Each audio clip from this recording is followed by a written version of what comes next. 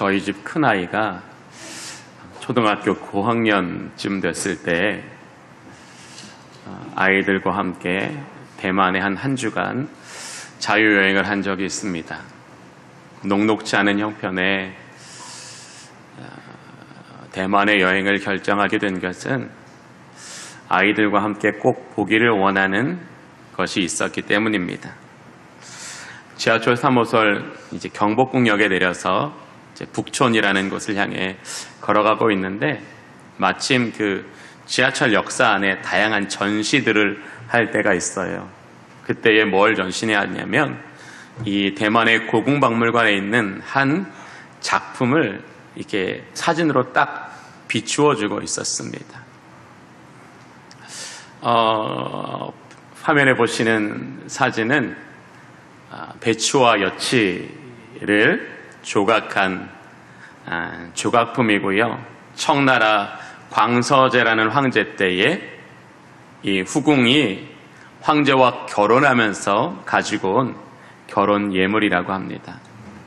사진이 그리 크지 않고 제가 봤을 때는 사진 뒤에 조명을 비추어줘서 사진이 굉장히 선명하게 보였지만 그래서 제가 여러분들에게 빨간 동그라미로 좀 이렇게 여치가 어디에 있는지 혹시 시력이 안 좋으신 분도 여치가 저기에 있어요. 이게 실제로 박물관에 가서 보면 여치가 살아있는 것처럼 정말로 생생하게 묘사되어 있거든요. 원래 저거는 이제 옥에다가 조각한 조각품이에요. 옥은 푸른색을 띠면서 또 투명할수록 아주 최상품의 옥이라고 합니다. 저렇게 한 옥에 흰색도 있고 푸른색도 있는 것은 사실은 옥의 가치로 보면 굉장히 가치가 낮은 그런 옥이라고 합니다. 그렇게 가치가 낮아서 사람들이 잘 거들떠보지 않는 옥이라 할지라도 그 옥에 정말로 한 작가가 온 힘을 다해 그것을 조각했을 때는 그 어떤 옥보다도 더 가치 있는 가격을 매길 수 없는 대단한 걸작품이 될 수 있습니다. 또 다음 사진을 보여주시면 이제 배의 안에 있는 사람들을 형상화한 건데요. 실제로 고궁박물관에 보면 저 배에 보시면 중간에 사람이 이렇게 기대고 앉아 있잖아요. 아마 여러분, 저는 저 화면을 봐서 잘 안 보이는데 혹시 저기 있는 수염 달린 사람이 웃고 있을까요? 울고 있을까요? 안 보이시죠? 네, 웃고 있어요. 네, 되게 흐뭇하게 웃고 있어요. 저 조각품 뭐로 만들었을까요? 상상력을 발휘해 보세요. 목사가 이렇게 물었으면 뭔가 좀 특별한 걸로 만들었을 것 같잖아요. 혹시 코끼리 상하로 만들었을까요? 저거 뭘로 만들었냐면 올리브 씨로 조각한 거예요. 이렇게 요 폭이 3.4cm, 요 두께가 1.5cm, 요 높이가 1.6cm의 올리브 씨앗에 조각한 거예요. 안에 다 뚫려 있어요. 지금 저희가 한 면만 보고 있잖아요. 반대편까지 다 뚫려 있고요. 얼마나 정교하냐 하면 저기에 저 한 사람만 타고 있는 게 아니라 반대편에도 여러 사람이 타고 있거든요. 그 사람의 얼굴에 형상이 선명하고요. 표정이 선명합니다. 3.5cm니 사람의 눈으로 볼 수가 없으니까요. 저 작품 앞에 이렇게 큰 돋보기를 통해서 보면 어떻게 작가가 그러면 3.5cm면 저 사람의 얼굴은 얼마나 하겠는 거예요. 근데 돋보기를 보면 이 사람이 얼마나 흐뭇한 미소를 짓고 있는지 그걸 보는 저도 절로 미소가 번질 만큼 그렇게 대단하게 상세하게 조각되어 있습니다. 올리브 씨앗 어떤 거예요? 사람이 먹고 휙 버리는 거예요. 버리고 뒤도 안 돌아보는 거예요. 그러나 이렇게 사람들이 무심결에 버리기 쉬운 이 작은 씨앗이지만 그것에 한 사람이 상상력을 가지고 실력을 가지고 조각을 해내면 값을 매길 수 없는 대단한 예술품이 될 수 있습니다. 우리는 헬런 켈러를 통해서 사람들이 다 포기하는 인생이라 할지라도 그가 단 한 사람을 그를 인정하고 그를 사랑하고는 단 한 사람을 만나도 사람의 인생이 천향지차가 되는 것을 알 수 있습니다. 저와 여러분이 보잘것없는 존재여서 사람들이 외면하는 삶을 살고 사람들이 품어주지 않는 삶을 살아 이 땅에서의 삶이 너무나 힘들어도 오늘 본문의 말씀처럼 사람들에게는 버림받았지만 하나님께서는 택하셨던 우리 주님처럼 우리는 그렇게 예수 그리스도를 만나고 변화되고 새로워지고 온전한 인생이 되게 하여 주셨습니다. 사랑하는 교우 여러분, 지금 여러분을 가치 있게 만드는 건 무엇입니까? 무엇이 여러분을 가치 있는 인생으로 만들어가고 있습니까? 아니면 가치 없는 인생으로 만들어가고 있지는 않으십니까? 오늘 본문 1절부터 자세히 우리가 함께 묵상해 가면서 오늘 말씀을 통해 주신 은혜를 함께 나누기를 원합니다. 1절 보겠습니다. 그러므로 모든 악독과 모든 기만과 외식과 시기와 모든 비방하는 말을 버리고라고 사도는 이야기하고 있습니다. 1절은 무엇을 말합니까? 베드로 사도가 초기 교회를 향하여 왜 베드로 전후서를 기록하였는지 그 이유를 말하고 있는 거예요. 지금 예수 그리스도를 구주로 믿어 새 사람이 되었음에도 불구하고 그 새 사람을 입는 삶을 살지 않고 이전에 살던 그 삶의 방식을 여전히 가지고 악독과 기만과 외식과 시기와 비방의 삶을 살아가는 성도들을 향하여 권면하는 내용입니다. 예수를 믿었다고 이전에 만나던 모든 인간관계를 청산해야 하는 것은 아닙니다. 그러나 이제 우리가 예수 그리스도의 그 보배로운 피로 새 사람이 되었다면 이제 우리는 그 하나님의 거룩한 형상을 훼손하는 그런 사람이나 상황에 대해서는 때로는 단절해야 될 필요가 있고 절제해야 될 필요가 있으며 영적인 무장을 통하여 저와 여러분의 믿음을 지켜나가야 합니다. 예수 그리스도를 믿은 그 이후에도 여전히 우리가 세상의 관점으로 바라보고 세상의 기준으로 측량하고 세상의 목표로 살아가게 된다면 그것들 가운데서도 여전히 우리에게 죄의 영향력을 미치는 사람들 속에서 살아가고 있다면 우리는 예수 그리스도를 믿음에도 불구하고 믿음이 자라나지 않고 우리를 십자가 그 능력 있는 삶에 나아가지 못하도록 우리에게 은혜가 없을 것이며 하늘의 약속도 축복도 믿기가 어려워서 여전히 하나님 대신 세상을 붙잡고 살아가게 될 것입니다. 바로 베드로 사도는 이러한 초기교회 성도들을 향하여 2절의 말씀을 하고 계십니다. 갓난아기들 같이 순전하고 신령한 자를 사모하라. 이는 그로 말미암아 너희로 구원에 이르도록 자라나게 하려 함이라. 앞선 1절이 베드로 사도가 베드로 전후서를 기록한 이유라면 본문 2절은 기록한 목적을 나타내고 있는 거예요. 예수 그리스도를 믿은 이후에도 악독과 기만과 외식과 시기와 비방에 사는 사람들을 향하여 이제 너희가 예수 그리스도로 말미암아 새로워졌으니 이제 너희는 신령한 젖을 사모함으로써 구원의 날까지 자라나는 삶을 살아야 합니다라고 말하고 있어요. 그러면서 베드로 사도는 예수 그리스도의 피로 구원을 얻은 성도들이 구원의 날까지 어떻게 하면 자라나는 인생을 살아갈 수 있을까? 정확하게 본문 4절과 5절을 통하여 말씀하고 있습니다. 4절과 5절의 말씀입니다. 사람에게는 버림바가 되었으나 하나님께는 택하심을 입은 보배로운 산돌이신 예수께 나아가 너희도 산돌같이 신령한 집으로 지워지고 예수 그리스도로 말미암아 하나님이 기뻐 받으실 신령한 제사를 드릴 거룩한 제사장이 될지니라. 우리가 어떻게 하면 구원의 날까지 자라날 수 있다고 말씀하십니까?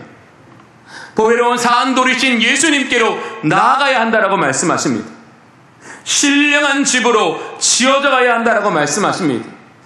하나님이 기뻐하시는 거룩한 제사장으로 살아야 한다라고 말씀하고 있습니다. 왜 베드로 사도는 예수 그리스도를 보배로운 산돌로 비유하고 있습니까? 그것은 베드로 사도는 오늘 본문 6장에서 인용한 바처럼 하나님께서 구약의 선지자를 통하여 예언하신 그 예언을 초대교회 성도들에게도 가르치고 있는 것입니다. 이사야 28장 16절에 보면 하나님은 이사야 선지자를 통하여 예수 그리스도에 대하여 그러므로 주 여호와께서 이같이 이르시되 보라 내가 한 돌을 시온에 두어 기초를 삼았노니 곧 시험한 돌이요 귀하고 견고한 기초돌이라 그것을 믿는 이는 다급하게 되지 아니하리라. 하나님께서 시온에 두신 그 돌은 어떤 돌이라고요? 기초가 되는 돌이라고 말씀하고 있습니다. 견고한 기초돌이라고 말씀하고 있습니다. 또 하나님은 다윗을 통하여 시편 118편 22절에 건축자가 버린 돌이 집 모퉁이의 머릿돌이 되었나니 사람들에게 미워 버림받으신 예수 그리스도께서 집 모퉁이의 머릿돌이 되게 하셨다라고 이야기하고 있습니다. 즉 예수 그리스도는 어떤 분이시라는 것입니까? 집의 모퉁이 돌이 되신다라는 것입니다. 모퉁이 돌이 되시는 예수 그리스도 위에 지어가는 집이야말로 가장 견고하며 부끄러움을 당하지 않는다라고 말씀하십니다. 이스라엘은 고온의 건조한 지역입니다. 그러니 당연히 흙이 모래처럼 그렇게 흩날립니다. 집을 지을 때 아무리 털을 평평히 다져도 그 평평히 다져둔 그 위에 집을 지으면 무너지기가 쉽습니다. 그래서 이스라엘은 반드시 돌 위에 집을 짓거나 아니면 흙을 평평하게 다진 위에 반드시 그 위에 기초돌을 넣고 그 기초돌 위에 모퉁이 돌을 놓아 사방을 안전하고 견고하게 세워 나갑니다. 보배로운 산돌이라는 표현은 바로 보배로운 산돌이신 예수 그리스도 위에 지어지는 집은 결코 무너지지 않는다라는 것입니다. 세상의 비바람이 아무리 강하고 아무리 폭풍이 몰아쳐도 예수 그리스도라는 보배로운 산돌 위에 지어진 집은 결코 무너지지 않는다라는 것을 말씀합니다. 그런데 오늘 우리는 베드로 사도가 예수 그리스도를 비유하고 있는 이 보배로운 산돌이라는 이 표현에 주목해야 합니다. 사랑하는 여러분, 돌에 생명이 있을까요? 없을까요? 제가 국어사전에 찾았잖아요. 산돌. 그랬더니 산돌이라고 부르는 건 있더라고요. 네. 그런데 돌은 생명이 없습니다. 그래서 우리가 저 돌을 보면서 아무리 예쁘고 아무리 그 조형미가 뛰어나도 저 돌은 살아있는 것 같아라고 비유하긴 하지만 저 돌은 살아있어라고는 말하지 않습니다. 그런데 왜 베드로 사도는 예수님에게 산돌이신이라고 말할까요? 그것은 이 오늘 본문에 이 산돌이라고 기록한 이 돌은 헬라어로 리도스라는 단어입니다. 그러면 이 리도스라는 단어가 신약 성경에 어디에 쓰였을까요? 저희 나라는 사람을 매장하고자 할 때 땅을 파고 그 속에 매장을 합니다. 그러나 이스라엘의 대부분의 지역은 모래 지형이거나 아니면 암석 지형이기 때문에 땅을 파서 사람을 매장하는 풍습이 아닌 적은 동굴에다가 사람을 매장하고 그 굴을 돌로 막는 매장 문화를 가지고 있습니다. 바로 이 리도스는 굴을 막는 돌을 말하는 겁니다. 리도스가 뭐라고요? 무덤을 막는 돌을 리도스라고 합니다. 그러니 산돌이라는 건 뭐예요? 예수님께서 약속하신 대로 사흘 만에 그 무덤의 돌문을 열고 다시 살아나셨기 때문에 예수님을 보배로운 산돌이다라고 이야기하고 있는 거예요. 베드로 사도가 왜 예수님을 보배로운 산돌이라고 말하고 있습니까? 예수 그리스도는 부활의 영광으로 가득한 분이라는 거예요. 예수 그리스도는 부활의 능력으로 가득한 분이라는 거예요. 예수님은 부활 그 생명이시라는 거예요. 그래서 보배로우신 산돌은 뭐예요? 우리를 살리는 돌이라는 거예요. 우리는 영원까지 우리를 살리시는 그 돌 위에 지어져 갈 때 우리도 산돌이 된다라고 기록하고 있는 거예요. 이게 얼마나 아름다운 통찰이며 얼마나 아름다운 표현입니까? 저는 우리 주님의 모든 성도들이 이 베드로 사도를 통하여 우리에게 주시는 이 보배로운 산돌이신 예수 그리스도가 저와 여러분의 마음에 충만하시기를 원합니다. 그때 살아나는 것을 경험하게 되는 거예요. 나 예수 믿나? 이렇게 의심과 회의가 우리를 가로막을지라도 우리 안에 이 베드로 사도가 이 보배로운 산돌이라는 이 말을 통하여 우리에게 전하고자 하신 그 하나님의 감동이 우리의 마음을 덮을 때 우리의 심장은 요동칠 것입니다. 우리의 온몸은 힘이 들어갈 것입니다. 그리고 우리는 이렇게 고백할 것입니다. 나도 그리스도와 함께 보배로운 산돌이 되겠습니다. 그것이 저와 여러분의 고백이 되기를 원합니다. 저와 여러분의 결단이 되기를 원합니다. 그것이 저와 여러분의 삶을 이끌어가기를 원합니다. 하나님이 원하시는 것은 무엇입니까? 바로 저와 여러분이 보배로운 산돌, 부활의 능력과 부활의 영광으로 가득한 그 예수 그리스도 위에 지어져가는 인생이 되기를 바라시는 것입니다. 바로 산돌이신 예수 그리스도와 함께 그 안에서 생명을 얻는 저와 여러분이 되기를 원하신다라는 것입니다. 오늘 베드로 사도는 본문에서 보배로운 산돌이신 예수 그리스도 위에 우리가 지어져 가야 할 두 가지 이유를 분명하게 말씀하십니다. 첫 번째, 보배로운 산돌이신 예수 그리스도 위에 지어져 가야 하는 그 이유는 그 위에서 우리는 신령한 집으로 세워질 수 있기 때문에 그러합니다. 5절을 보겠습니다. 너희도 산돌같이 신령한 집으로 세워지고. 사도 바울은 이 신령한 집이라는 것을 고린도전서 3장 16절에서 성령의 전이라고 말하고 있습니다. 베드로 사도는 고린도 교회 성도들을 향하여 하나님이 너희 안에 계신 것과 너희 몸이 성령의 전인 줄을 알지 못하느냐라고 고린도 교회 성도들을 향하여 이야기하고 있습니다.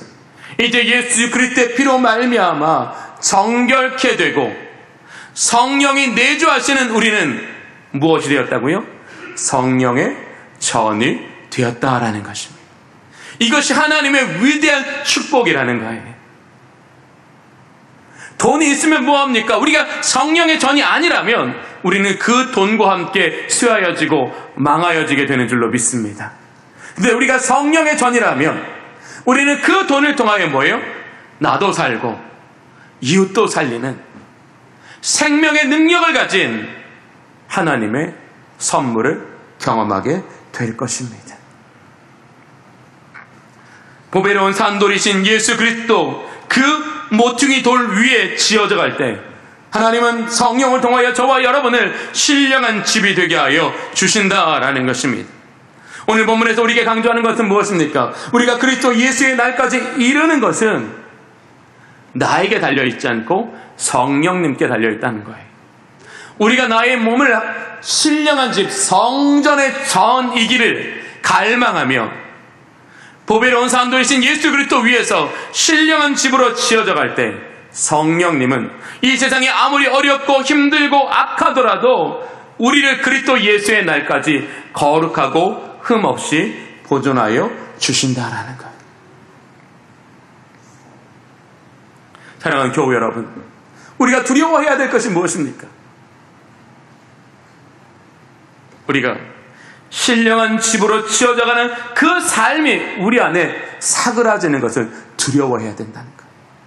우리가 오늘 우리의 현실과 우리의 실력이 약하더라도 우리가 정말 신령한 집으로 지어져 가기를 열망하고 있다면 나의 능력과 상관없이 성령은 우리 안에 그 은혜를 이루어 주실 것입니다.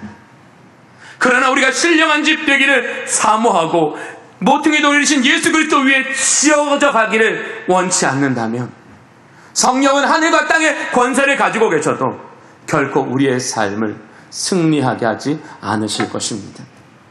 사랑하는 주님의 성도 여러분, 다윗 성전은요 매우 특별한 의미를 가진 성전입니다. 여러분들이 한번 들어보셨는지 모르겠지만 대부분의 건축은 유용한 큰 돌을 가져다가 현장에서 잘 재단을 해서 깎습니다. 그리고 하나하나 올려놓습니다. 왜냐하면 어떤 변경 상황이 생기면 그 변경 상황에 유연하게 대처하기 위해서예요. 그러나 다윗 성전은 그렇게 짓지 않았어요. 다윗 성전은 하나님의 말씀을 다윗 성전은 어떻게 해요? 하나님이 정확하게 말씀을 주셨기 때문에 아예 채석장에서 돌을 다 다듬었어요. 돌을 다 다듬어서 정말 반듯한 돌을 가지고 나와서 기도하는 심정으로 한 장 한 장 한 장 쌓아 올려간 것이 다윗 성전이에요.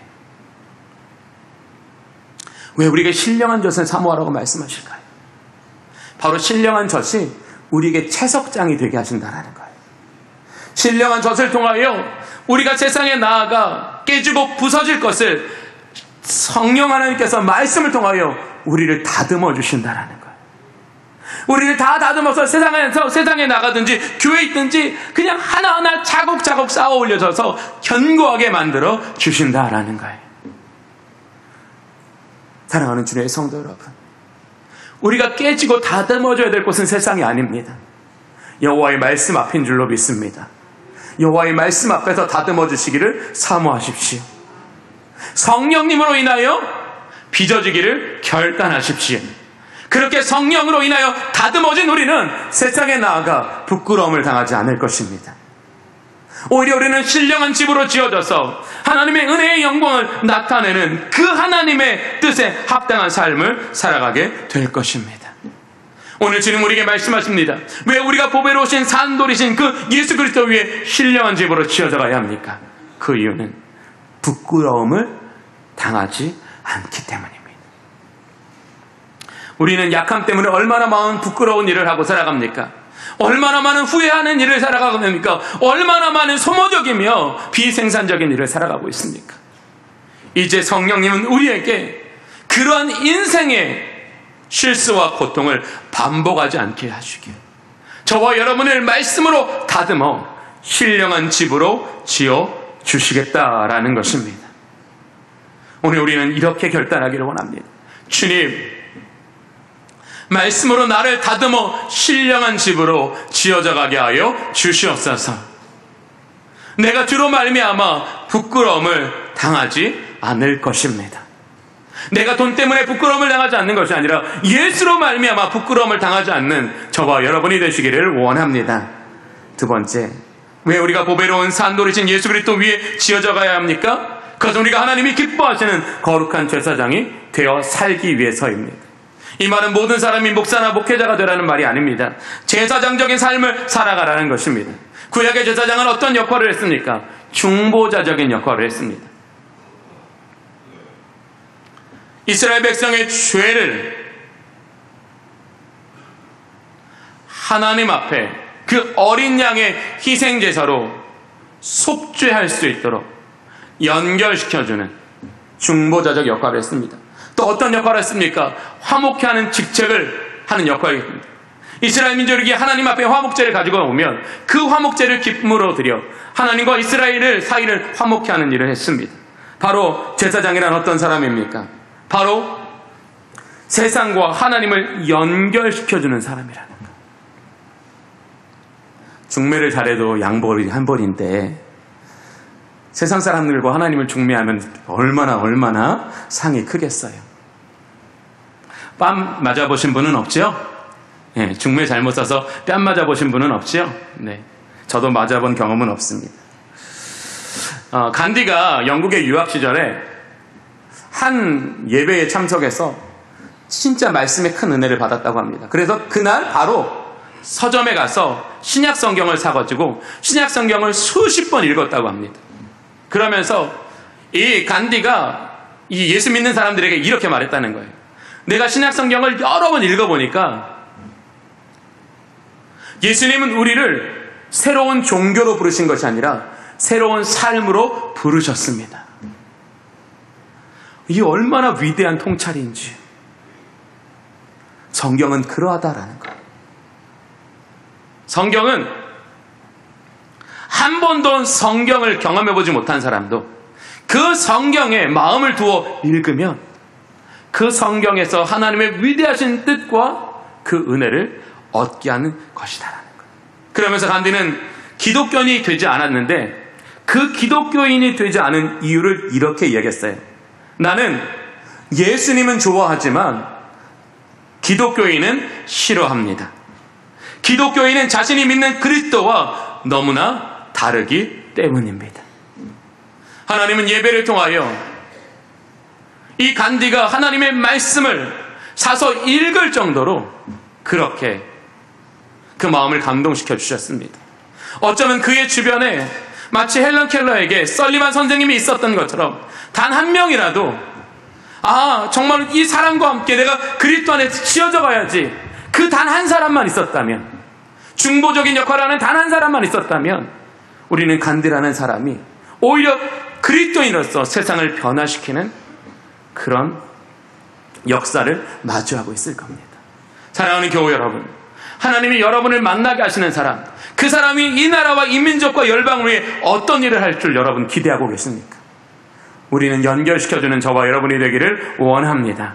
근데 대부분 믿지 않는 사람들이 예수 안 믿는 이유가 뭔지 아세요? 오해 때문에 그래요. 성경을 오해해서 그러는 거예요. 우리가 믿지 않는 사람에게 성경을 오해하지 않도록만 제대로 가르쳐도 우리는 그 사람을 예수님께 중매할 수 있어요. 하나님께 중매할 수 있어요. 그래서 우리로 하여금 배우고 확실한 일에 거하라고 말씀하시는 거예요. 사랑하는 주님의 성도 여러분, 저는 우리 주님의 모든 성도님들이 믿지 않는 사람을 예수님께 중매하는 중매쟁이로 살아가시기를 원합니다. 그것이 우리에게 축복입니다. 중매쟁이가 되십시오. 두 번째, 우리가 뭐예요? 화목하게 되어야 된다고 말하고 있어요. 간디가 또 이런 말을 했거든요. 시각 장애를 가진 분께 장미의 꽃송이가 이런 모양이고 장미가 이렇게 생겼어, 아무리 얘기해도 장미 모른다는 거예요. 그러나 향기로 가득한 장미 한 송이를 그 코에 대어주면 그 사람은 장미가 무엇인지 정확히 알 수 있게 된다는 거예요. 화목해 한다는 건 뭐예요? 결국 향기라는 거지. 저와 여러분이 그리스도의 향기를 가질 때 그것은 믿지 않는 사람들이 하나님과 화목해 되는 길이라는 거예요. 화목해 되어 하나님의 은혜의 영광이 그 죽을 영혼에, 그 죽을 생명에 충만하게 부어져서 하늘의 소망을 살아가게 만들어 주신다는 거예요. 이 얼마나 위대한 일이라는 거예요. 오늘 우리 주님이 우리에게 초대하시는 이 초대는 시시껄껄한 것이 아니라는 거예요. 가장 위대한 삶으로 우리를 부르시고 계신다라는 거예요. 이 로버트 콜스라는 하버드 대학교 교수가 있어요. 그런데 이 교수에게 한 하버드 학생이 찾아와서 자기 마음 안에 있는 눌림을 이렇게 토로했어요. 교수님, 저는 늘 윤리 과목에서는 A 학점을 받습니다. 그러나 저의 생활은 철저히 비윤리적입니다. 윤리를 공부로 배우니 학점은 A 학점을 맞아도 삶은 비윤리적이라는 거예요. 저와 여러분이 복음에 지식을 A 학점 받는 것도 중요해요. 그러나 하나님이 기대하시는 A 학점은 지식의 A 학점이 아니고 바로 우리의 삶이 A 학점 되시기를 원하시는 거예요. 그래서 우리를 어떻게 하신다고요? 보배로운 산돌 위에 세우신다라는 거예요. 우리가 그만한 자격을 가진 이후에 보배로운 산돌 위에 세워주시는 게 아니라 아예 처음부터 보배로운 산돌 위에 세워서 우리로 A 학점 받게 하여 주신다라는 거예요. 사랑하는 교우 여러분, 사도행전 2장 47절 제가 한번 읽어볼게요. 온 백성에게 칭송을 받으니 주께서 날마다 구원받은 사람을 더하시더라. 저는 이 설교 준비하면서 다시 이걸 봤어요. 이게 말씀이구나. 말씀은 뭐라고요? 온 백성에게 칭송을 받게 하는 거예요. 초대교회 성도들이 하나님의 말씀에 대하여 자기 해석, 자기 적용 버리고 오직 믿음으로 하나님의 말씀에 절대적으로 순종했더니 그 말씀은 그를 온 백성에게 칭송받는 사람 되게 하여 주셨다라는 거예요. 말씀은 뭐라고요? 칭송받게 하는 거라는 거예요. 그러니 그 위에 세워지는 사람이 칭송받는 거예요. 그런데 칭송을 넘어서 어떻게 됐다고요? 주께서 날마다 그들을 통하여 구원받은 사람의 수를 더하시더라. 제사장적 삶을 살아가도록 도와주셨다는 거예요. 지금 사도행전은 우리에게 무엇을 말하고 있어요? 실제를 말하고 있는 거예요. 하나님의 말씀은 실제입니다. 저는 저와 여러분이 하나님의 말씀 속에서 그 은혜의 실제를 경험하며 사시기를 원합니다. 그러려면 우리는 어떻게 돼요? 보배로운 산돌 위에 지어져 가야 한다는 거예요. 이제 여러분께 한번 이런 질문을 하겠습니다. 제가 우리 성도님들을 보니까 저보다 열심히 사는 분들이 많아요. 그래서 기도할 틈이 없으세요. 예배할 틈이 없으세요. 성도들과 교제할 틈이 없으세요. 열심히 살아요. 그런데 저한테 열심히 산다고들 말씀하시는데 열심히 사는 게 맞을까요? 사실 열심히 사는 게 아니라요, 쌓아 올리고 있는 거예요. 돈이라는 기초 위에 쌓아 올리고 있는 거예요. 명예라는 기초 위에 쌓아 올리고 있는 거예요. 나의 열심과 나의 성실은 매일매일 나를 위해서 내 인생에 무언가를 쌓고 있는 거예요. 여러분, 무엇 위에 여러분 인생을 쌓고 계십니까? 우리 주님 말씀하십니다. 우리가 지어져 가야 될 곳은 보배로운 산돌이신 예수 그리스도라고요.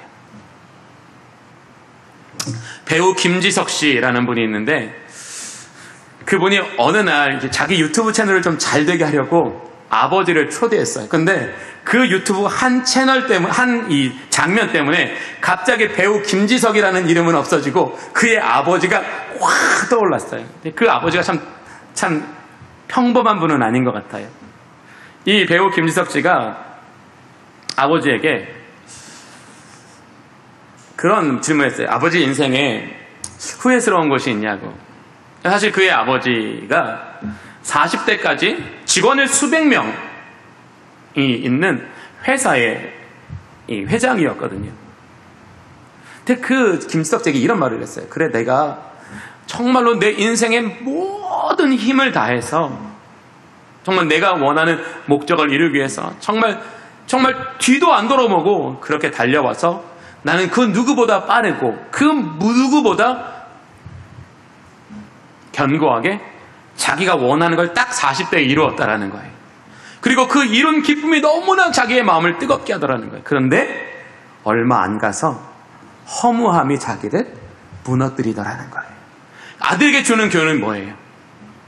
네가 그렇게 목매고 그렇게 안달복달하는 거 네가 네 손에 붙잡고 나면 얼마 지나지 않아 허무해져.